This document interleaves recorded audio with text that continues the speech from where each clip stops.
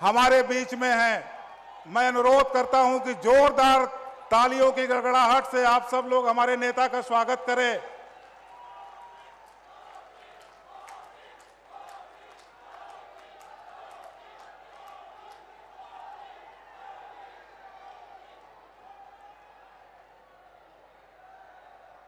सभी लोग अपने अपने स्थान पर कृपया बैठ जाएं। ये सीधी की धरती के लिए गौरव की बात है कि हम सबके बीच में हमारे आस्था के केंद्र, हमारे मार्गदर्शक, जो न सिर्फ देश को दिशा देने का काम कर रहे हैं बल्कि दुनिया को भी दिशा और ताकत देने का काम कर रहे हैं, ऐसे हमारे दुनिया के सबसे लोकप्रिय नेता, हमारे देश के यशस्वी प्रधानमंत्री आदरणीय नरेंद्र मोदी जी हम सब लोगों के बीच में पधार गए हैं। मैं यहाँ उपस्थित इस जन सैलाब से ये अनुरोध करना चाहता हूँ कि दोनों हाथ ऊपर उठा के आदरणीय मोदी जी का स्वागत करें, वंदन करें, अभिनंदन करें।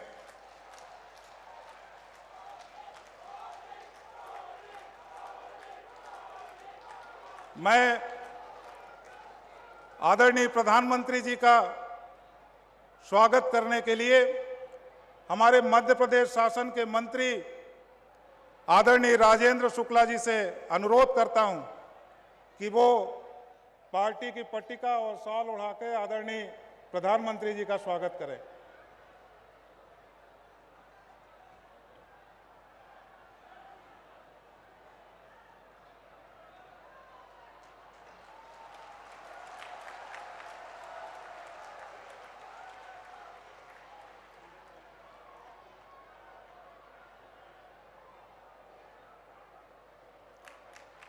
इसके साथ साथ मैं आदरणीय राजेंद्र शुक्ला जी से अनुरोध करूंगा कि वो आएं और आदरणीय प्रधानमंत्री जी का अपने उद्बोधन के माध्यम से स्वागत भाषण करें।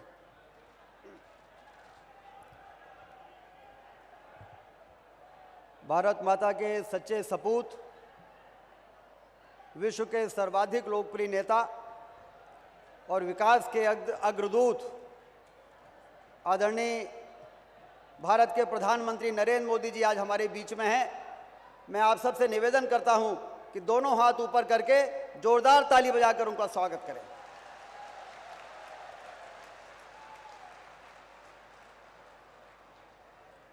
आदरणीय प्रधानमंत्री जी, मंच पर उपस्थित राज्यसभा के सदस्य आदरणीय अजय प्रताप सिंह जी, हमारी सीधी की प्रत्याशी आदरणीय श्रीमती रीति पाठक जी, आदरणीय कुंवर सिंह टेकाम जी धौनी के प्रत्याशी, आदरणीय रामनिवास शाह जी सिंगरौली के हमारे प्रत्याशी, आदरणीय शरदेंदु तिवारी जी चोरहट विधानसभा के हमारे प्रत्याशी, आदरणीय विश्वामित्र पाठक जी सिहावल क्षेत्र के हमारे प्रत्याशी, आदरणीय श्रीमती राधा सिंह जी चितरंगी विधानसभा की हमारी प्रत्याशी और भारतीय जनता पार्टी के जिलाध्यक्ष सिंह साहब और यहाँ पर हजारों की संख्या में उपस्थित माताएं, बहनें, बुजुर्ग, नौजवान साथियों, आदरणीय प्रधानमंत्री जी, आज आपका स्वागत करते हुए विंध्य की पवित्र धरा पर हम सारे विंध्य के लोग गौरव अनुभव कर रहे हैं, गौरवान्वित हैं, क्योंकि आपने देश के उन उलझे हुए मामलों को जिस कुशलता के साथ सुलझाया है,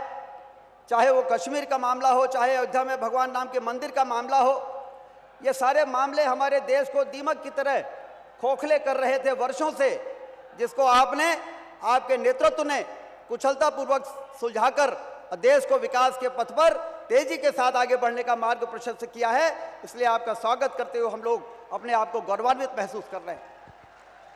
कोविड जैसी महामारी में आपने 240 करोड़ लोगों को मुफ्त में वैक्सीन लगाकर जिस तरह करोड़ों लोगों को जीवन को बचाने का काम किया, वो इसलिए हम लोग आपका अभिनंदन करते हैं। स्वामी विवेकानंद जी ने कहा था 19वीं सदी में कि 21वीं सदी भारत की होगी, और आज उस महापुरुष की भविष्यवाणी के साकार होते हुए हम लोग उसको देख रहे हैं कि आदरणीय नरेंद्र मोदी जी के नेतृत्व में भारत विश्व गुरु बनने की दिशा में मजबूती के साथ न सिर्फ आगे बढ़ा है बल्कि उसके बहुत करीब पहुंच गया है। ये बातें वास्तव में हमारे देश में बहुत पहले से इस प्रकार के नेतृत्व की आवश्यकता थी। कोई व्यक्ति ऐसा मिले, कोई व्यक्ति ऐसा आए जो देश को गरीबी से, देश को पिछड़ेपन से मुक्त कराकर और देश को विकास की ऊंचाइयों पर पहुंचाने का काम कर सके। वो आपके माध्यम से, ईश्वर की कृपा है कि आप भारत को मिले हैं, देश को मिले हैं और आपके नेतृत्व में ये काम हो रहा है। ये विंध्य क्षेत्र में भी वर्षों से ललितपुर से सिंगरौली रेल लाइन जो वर्षों से धन के अभाव के कारण नहीं बन पा रही थी, जो हमारे लिए भाग्य रेखा साबित हो सकती है, उस काम को भी आपने कराने का काम किया। हमारे विंध्य क्षेत्र में 15,000 मेगावाट बिजली बनती है। धरती के अंदर कोयला जितना हमारे यहाँ है देश के किसी कोने में नहीं है। 40 मिलियन टन सीमेंट बनती है। जितना लाइमस्टोन हमारे धरती के अंदर है उतना देश में कहीं नहीं है। उसके बावजूद हमारा विकास तेजी के साथ आगे नहीं बढ़ पा रहा था। आपने उड़ान स्कीम बनाई और हमारे विंध्य क्षेत्र में रीवा में 400 करोड़ रुपए का हवाई अड्डा बनने का मार्ग प्रशस्त हुआ है। यह भी आपकी कृपा से सारे देश में जिस तरह से देश की स्पीड बढ़े, देश का स्केल बढ़े, उसके लिए जो आपने महत्वाकांक्षी योजना बनाई, उसका प्रसाद, वो अमृत की बूंदें हमारे विंध्य क्षेत्र में भी आपकी कृपा से पड़ी हैं। इसलिए एक बार फिर से सारे लोगों की ओर से और मंच पर बैठे हुए हमारे भारतीय जनता पार्टी के सभी नेताओं की ओर से आपका स्वागत करते हैं, आपका अभिनंदन करते हैं, आपका वंदन करते हैं। बहुत बहुत धन्यवाद।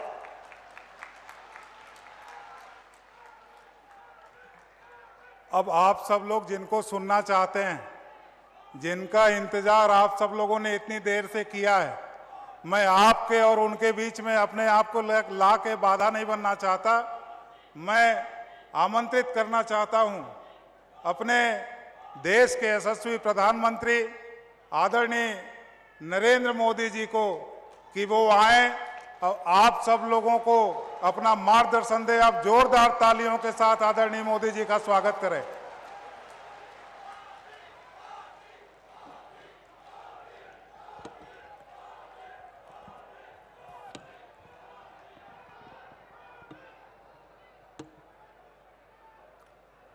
भारत माता की,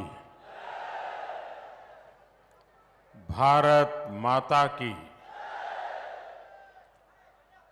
हम गोगरा देवी का चरण वंदन करते हैं, अपना पंचने का प्रणाम करित है। सबन भाई बहनी का नमस्कार। आप सभी विंध्य के अलग अलग हिस्से से भाजपा को आशीर्वाद देने सीधी पहुंचे हैं। इतनी बड़ी संख्या में जनता जनार्दन के एक साथ दर्शन करने का मुझे सौभाग्य मिला है। मैं वाकई अभिभूत हूं।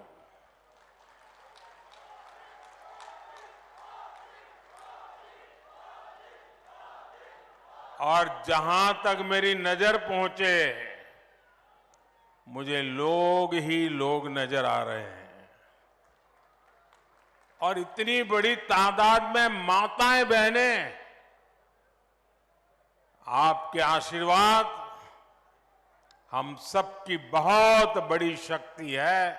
मैं माताओं बहनों को इस विशाल संख्या में आने के लिए विशेष रूप से प्रणाम करता हूं। आपके इस प्यार, इस उत्साह से साफ है कि एमपी में फिर एक बार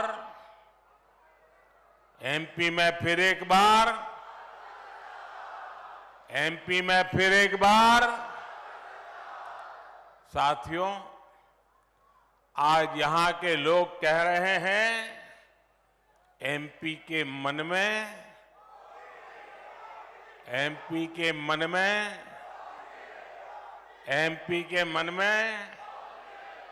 और मोदी के मन में ईश्वर रूपी जनता जनार्दन आप लोग मोदी के मन में है, मोदी के दिल में है। एमपी के मन में मोदी क्यों है भाई? भाजपा क्यों है? ये कोई रहस्य की बात नहीं रह गई है। कांग्रेस ने केंद्र में हमारे यहाँ सेवा काल शुरू हुआ उसके पहले 10 साल तक जो सरकार चलाई, उसमें उसने गरीब और मध्यम वर्ग को लूटने का ही काम किया था। लेकिन आपके सेवक मोदी ने करीब 10 साल जो सरकार चलाई है, आपकी सेवा में 10 साल पूरे लगन से समर्पित किए हैं। उसमें घोटाले बंद हुए हैं, गरीब और मिडिल क्लास की बचत हुई है, उन्हें अधिक सुविधा मिली है। आप देखिए, टेलीकॉम घोटाला करके, कोयला घोटाला करके कांग्रेस ने आपके लाखों करोड़ रुपए लूट लिए। याद है ना? भूल गए? आप बताओगे तो पता चलेगा मुझे। याद है? लूटते थे कि नहीं लूटते थे? करोड़ों रुपए लूटते थे कि नहीं लूटते थे? ये आपका हक का पैसा था कि नहीं था? आपकी मेहनत का पैसा था कि नहीं था? आपके बच्चों के भविष्य के लिए वो पैसा था कि नहीं था? लूट लिया। भाजपा सरकार में वो लाखों करोड़ रुपए के घोटाले बंद हो चुके हैं। और घोटालों से हम जो पैसा बचा रहे हैं, वो पैसा गरीब के हित में, मध्यम वर्ग के हित में लगा रहे हैं। गरीब कल्याण अन्न योजना में अब तक केंद्र सरकार 2 लाख करोड़ रुपए खर्च कर चुकी है। आप आंकड़ा बोलोगे? मैं पूछूं तो आंकड़ा बोलोगे? मैं आपसे बात कर रहा हूं, आप आंकड़ा बोलोगे? मैंने कहा 2 लाख करोड़ रुपए। कितने? कितने? जरा माताएं बहनें बताइए, कितने? कितने? 2 लाख करोड़ रुपए। इससे 80 करोड़ देशवासियों को कोरोना के संकट काल से लेकर के अब तक मुफ्त राशन सुनिश्चित हुआ। गरीब के घर का चूल्हा जलता रहा। ये मोदी की गारंटी है कि देश का कोई भी गरीब परिवार भूखा नहीं रहेगा। और इसलिए भाइयों बहनों, आप सबके आशीर्वाद से मैंने निश्चय लिया है, मन बना लिया है, क्योंकि ये योजना मुफ्त राशन वाली दिसंबर महीने तक ही है। लेकिन मोदी तो आपके दिल की बात जानता है, और इसलिए मैंने मुफ्त राशन की योजना को आने वाले 5 साल के लिए बढ़ाने का निश्चय कर लिया है।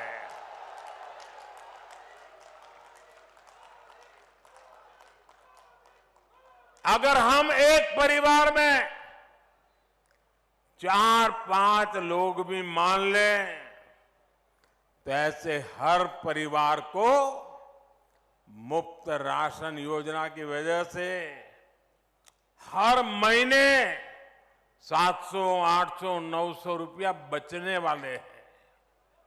साथियों, गरीब का पैसा गरीब के पास जाए, गरीब के लिए खर्च हो और कोई बिचौलिया बीच में वो पैसे लूटे नहीं। यही मोदी की विशेषता है।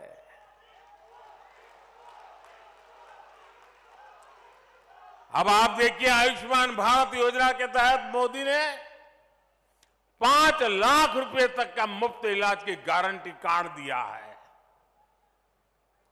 अगर ये आयुष्मान कार्ड नहीं होता तो 1 लाख करोड़ रुपए से ज्यादा गरीबों को बीमारी में अगर कोई खर्च की जरूरत होती तो करीब करीब 1 लाख करोड़ रुपया ये मेरे मध्यम वर्ग और गरीब परिवार की जेब से जाता। वो पैसा बच गया। भाजपा सरकार ने देश में सस्ती दवाओं वाले 10,000 जन औषधि केंद्र भी खोले हैं।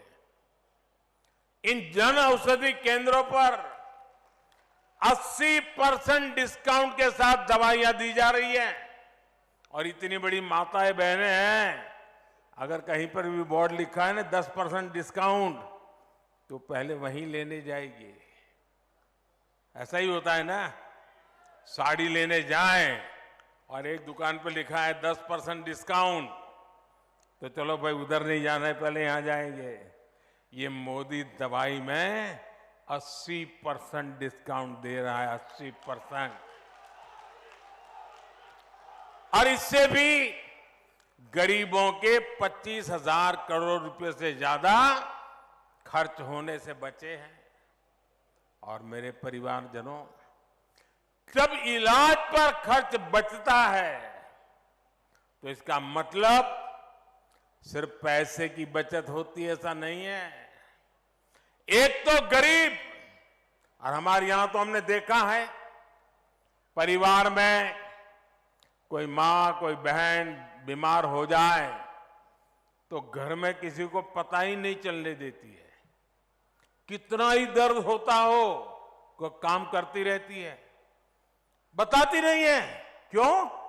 उसके मन में रहता है कि अगर परिवार में बच्चों को बीमारी का पता चल जाएगा, अस्पताल जाएंगे, लाखों रुपया खर्च हो जाएगा, बच्चों के सर पे कर्ज चढ़ जाएगा, तो मां सोचती है कि मुझे बच्चों के सर पे कर्ज नहीं होने देना है।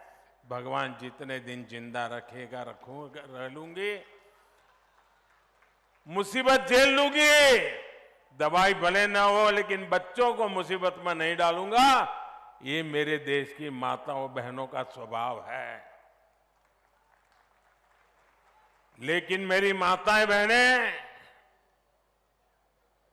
आपका एक बेटा दिल्ली में बैठा है,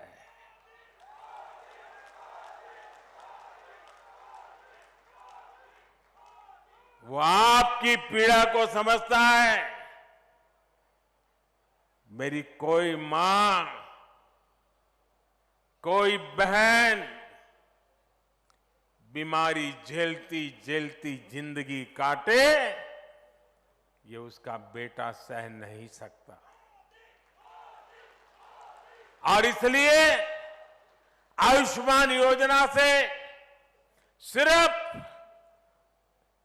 पैसे बचते ऐसा नहीं, पूरा परिवार बच जाता है। परिवार के सपने फिर से जिंदा हो जाते हैं। परिवार फिर एक बार खुशहाल हो जाता है, नई जिंदगी जीना शुरू कर देता है। साथियों, देश भर के गरीब परिवारों को अपना पक्का घर मिले, ये गारंटी भी मोदी ने दी है। पीएम आवास की इस योजना पर ही अभी तक 4 लाख करोड़ रुपए सरकार खर्च कर चुकी है। आंकड़ा याद रहेगा आपको? कितना? जरा बोलना पड़ेगा भाई। कितना? इधर वाले बोलो ना कितना। जो पत्रकार है उनको बोलने की जरूरत है, वो तो लिख लेंगे। जो पत्रकार नहीं है वो बोले कितना। 4 लाख करोड़ रुपया।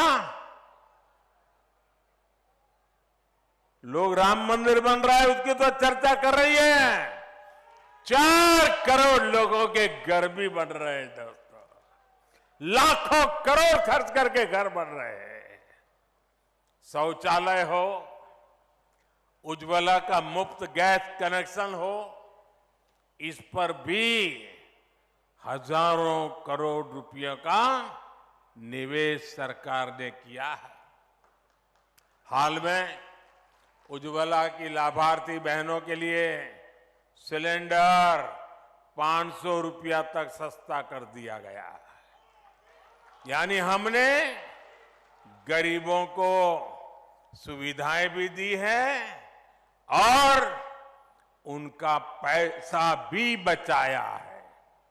मेरे परिवारजनों, कांग्रेस का इतिहास डगर डगर पे झूठ बोलना,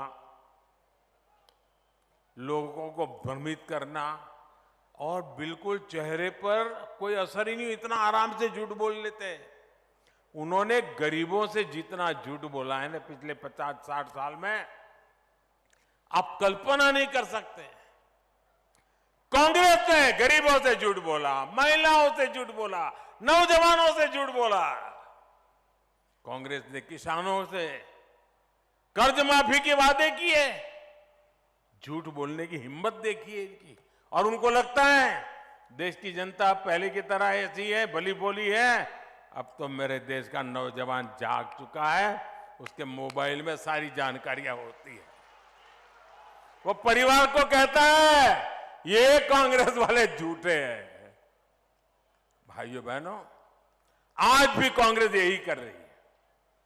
इन लोगों ने 5 साल पहले 2018 में कहा था 10 दिन में कर्ज माफ करेंगे, लेकिन 15 महीने में भी उनको सरकार से चलाने का मौका मिला, कुछ भी नहीं किया। वहीं भाजपा सरकार जो कहती है वो करके दिखाती है, डंके के चोट पे करते हैं। हमने किसानों को प्रधानमंत्री सम्मान योजना, किसान सम्मान योजना के तहत उसके खाते में पैसा जमा कर रहे हैं और साल में 3 बार करते हैं।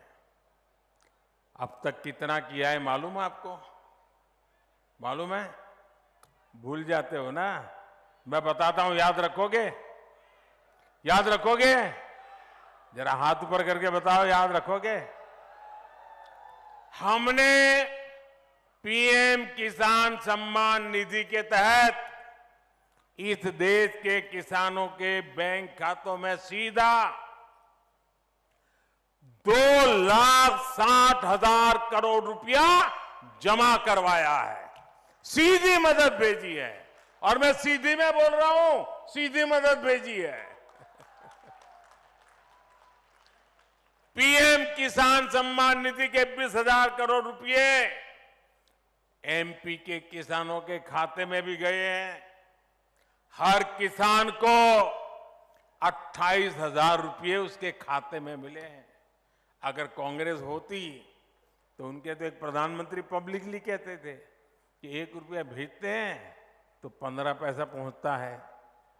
अगर ये पैसे उनके जमाने में गए हो तो कितने रुपए पंजा खा जाता? कौन सा पंजा ये पैसे मार लेता भाई? जब ऐसे काम होते हैं,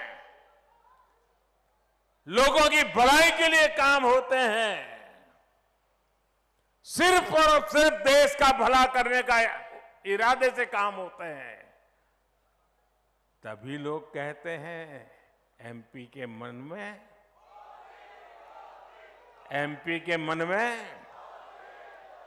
मेरे परिवारजनों, भाजपा सरकार की योजनाओं के जो भी लाभार्थी हैं, उनमें से अधिकतर हमारे दलित, हमारे पिछड़े, और हमारे आदिवासी परिवार है।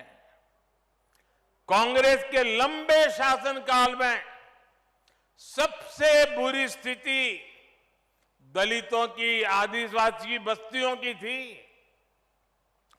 प्रधानमंत्री ग्रामीण सड़क योजना के सबसे अधिक लाभ हमारे इस इलाके के नागरिकों को हुआ है। मेरे आदिवासी भाई बहनों को, गरीब भाई बहनों को, दलित बस्ती के लोगों को हुआ है।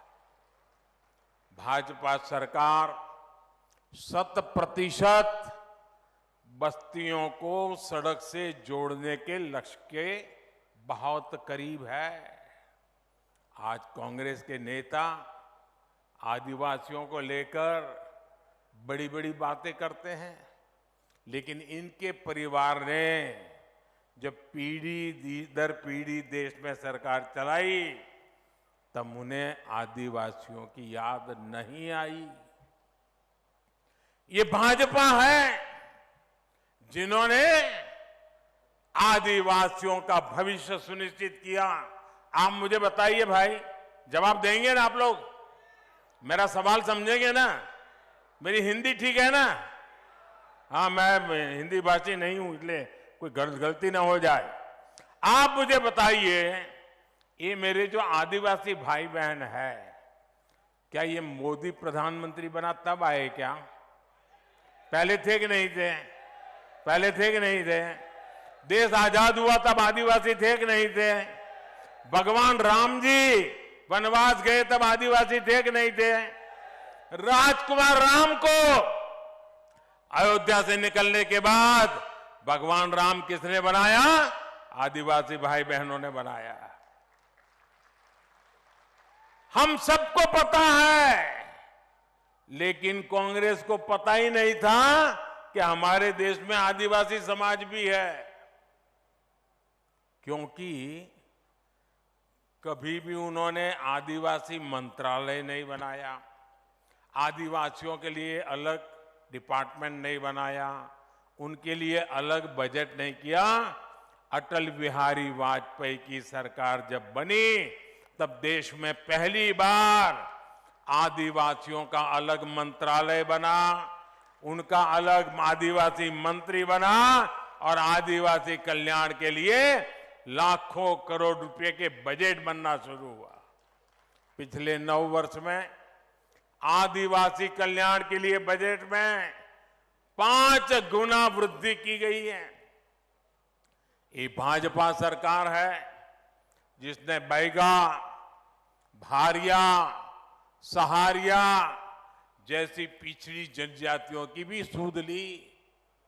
भाजपा सरकार इनके लिए 15,000 करोड़ रुपए का खास अभियान शुरू करने जा रही है।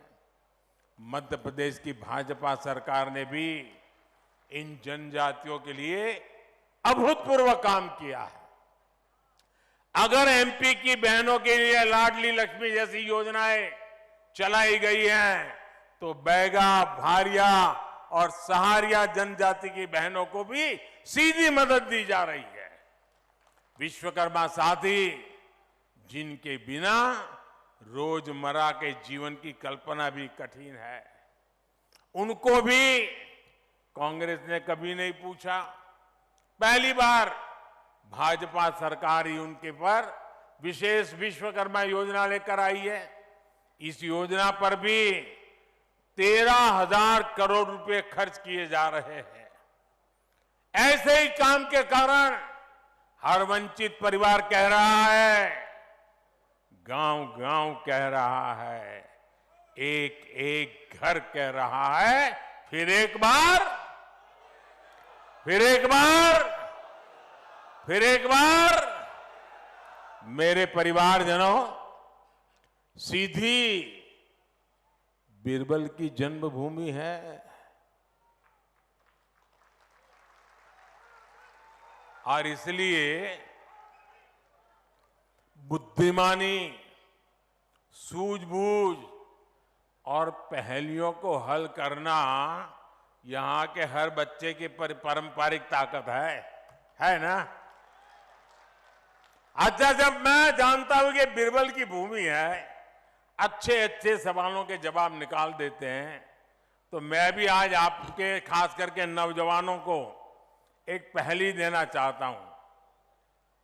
सुलझा दोगे? पक्का?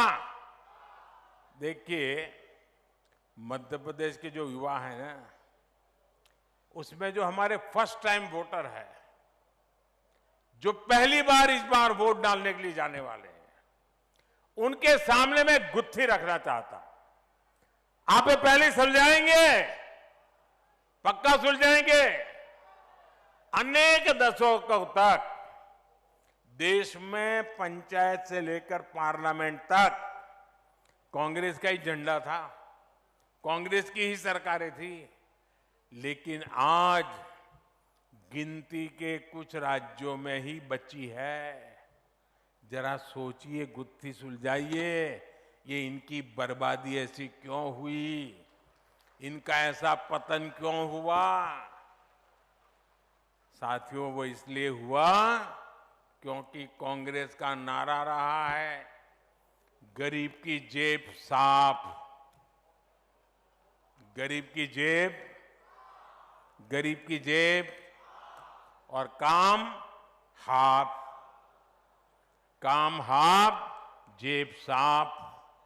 यूपी, बिहार, गुजरात, पश्चिम बंगाल, तमिलनाडु, उड़ीसा, कितने राज्य गिनाऊं मैं, एक बार कांग्रेस गई तो वहां के लोगों ने कांग्रेस को दोबारा घुसने नहीं दिया है।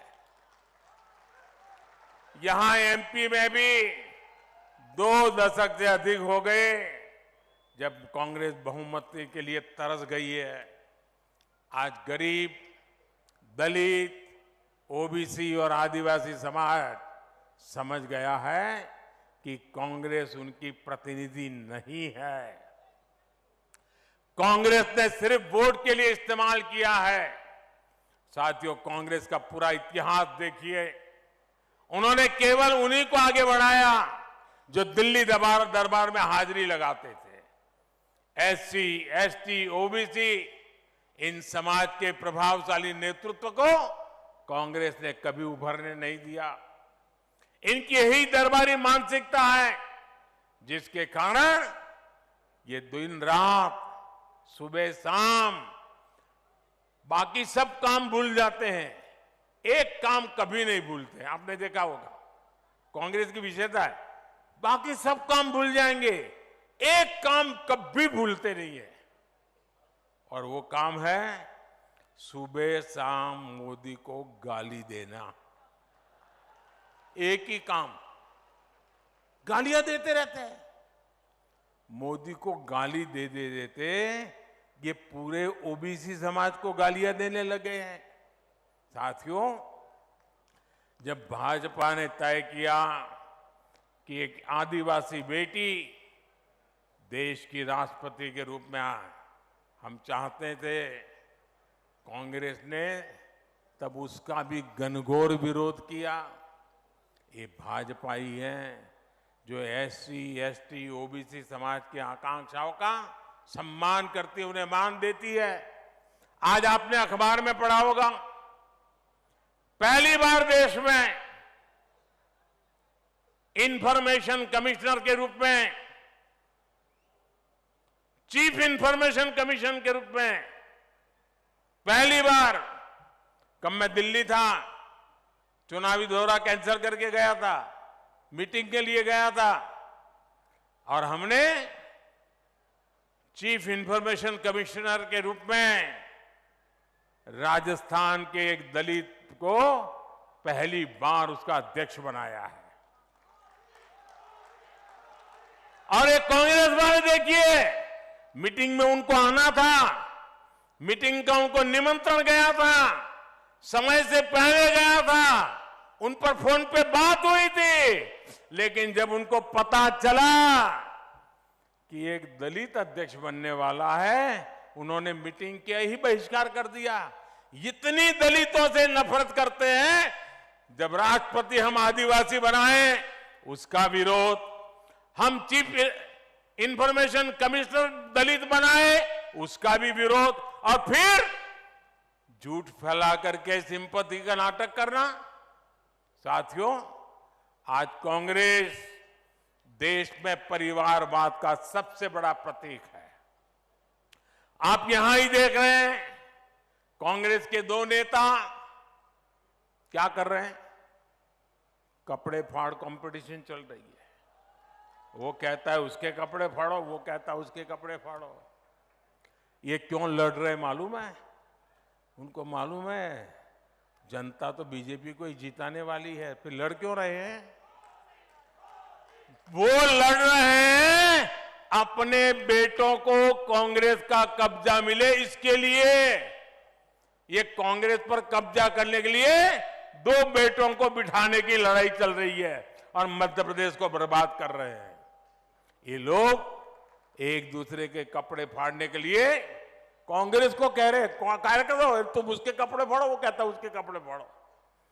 जिनके लिए सिर्फ अपने बेटों का भविष्य ही प्राथमिकता है, वो आपके बेटे बेटियों का भला सोच ही नहीं सकते।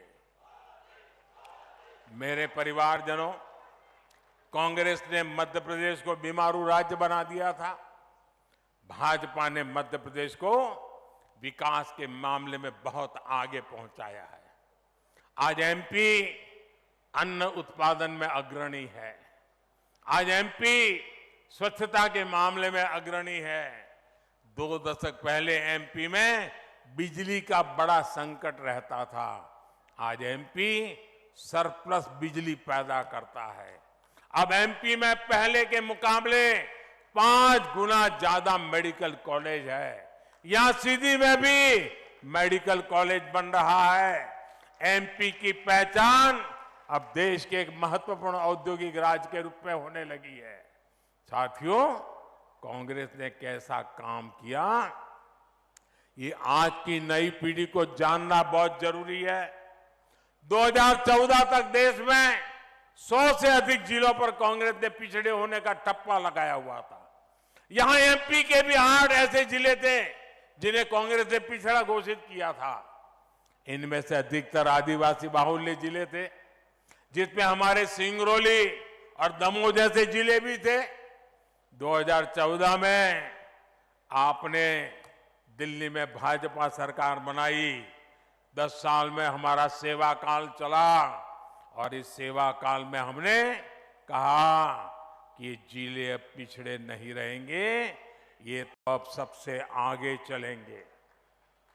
हमने इन जिलों को आकांक्षी घोषित किया, हर पैमाने पर इनके विकास के लिए काम शुरू किया। आज इनमें से अनेक जिले हर पहलू में देश के दूसरे जिलों से भी आगे निकल गए हैं। मेरे परिवारजनों, इस क्षेत्र का जल संकट भी अब बीते दिनों की बात होने जा रही है। विंध्य से कांग्रेस के अनेक बड़े बड़े नेता निकले, लेकिन बाण सागर परियोजना तभी पूरी हुई जब भाजपा सरकार आई। आपको गुलाब सागर परियोजना भी भाजपा ने दी।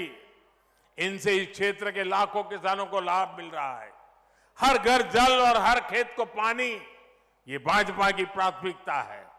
मोदी ने अपनी हर बहन को गारंटी दी है कि उनके घर तक पाइप से पानी पहुंचाएगा। यहां के लाखों परिवारों को नल से जल मिला है। जल्द ही एमपी में हर घर तक पाइप से पानी पहुंच जाएगा। मेरे परिवारजनों, अपने दशकों के शासन में कांग्रेस ने मध्य प्रदेश को जिस गहरे कुएं में धकेल दिया था, अब उस कुएं से भाजपा एमपी को बाहर निकाल करके लाई है। यहां कुछ भी ऐसा नहीं होना चाहिए जिससे वापस एमपी गहरे कुएं में जाकर के गिर पड़े। अब तो तेज गति से आगे बढ़ने का समय है। आप याद करिए, इस पूरे क्षेत्र में आवाजाही कितनी मुश्किल थी। कब कहां लूटपाट हो जाए भय अक्षर बना रहता था। आज देखिए, सीधी रेवा हाईवे से बाईपास बनने से कितनी सुविधा हो रही है। 6 लेन की टनल से सीधी और रीवा की दूरी 1 घंटे से भी कम रह गई है। विंध्य प्रगति पथ का निर्माण भी तेज गति से चल रहा है। ये सब जानकर, ये जब बनकर के तैयार होगा तो यहां सुविधा के साथ साथ हर प्रकार के उद्योगों को भी बल मिलेगा। रीवा में एयरपोर्ट बनने से इस क्षेत्र में पर्यटन सेक्टर को भी गति मिलेगी। हमारी सरकार विंध्य क्षेत्र को सौर ऊर्जा के महत्वपूर्ण केंद्र के रूप में भी विकसित कर रही है। रीवा सोलर पावर प्लांट से पूरे एशिया में रीवा का नाम रोशन हुआ है। मेरे परिवारजनों, हमें मिलकर समृद्ध मध्य प्रदेश की इमारत का निर्माण करना है। ये जिम्मेदारी विशेष रूप से हमारे 18 से 25 वर्ष की आयु के नौजवानों की है।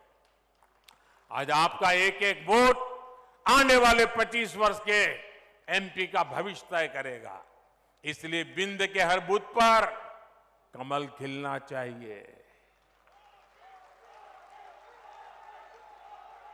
गांव-गांव जाएंगे, जरा हाथ ऊपर करके बताइए। गांव-गांव जाएंगे, घर-घर जाएंगे, एक एक मतदाता से मिलेंगे, हर बूथ में कमल खिलेगा, पक्का खिलेगा। भाइयों बहनों, मेरा एक और काम भी करना है, करोगे? ये मेरा पर्सनल काम है, करोगे? चुनाव वाला नहीं है, करोगे ना? फिर ऐसा नहीं अभी हम तो नहीं करेंगे, हम तो चुनाव में पड़े हैं, ऐसा नहीं करोगे ना? करोगे मेरा काम? पक्का करोगे? अच्छा, आप जाकर के हर परिवार में जाके मिलना और उनको कहना कि अपने मोदी जी सीधी आए थे, कहेंगे ना? और उनको कहना मोदी जी सीधी आए थे, उन्होंने आपको प्रणाम भेजा है। ये मेरा काम कर दोगे? हर घर मेरा प्रणाम पहुंचा दोगे? क्योंकि उनके आशीर्वाद मुझे एक नई ताकत देते हैं, नई ऊर्जा देते हैं, देश के लिए दौड़ने के लिए एक नई हिम्मत दे देते हैं। और इसलिए घर घर जाकर के मेरे प्रणाम पहुंचा दीजिए। मेरी यही अपेक्षा है आपसे। मेरे साथ बोलिए, भारत माता की। पूरी ताकत से बोलिए दोस्तों, भारत माता की, भारत माता की, भारत माता की। बहुत बहुत धन्यवाद।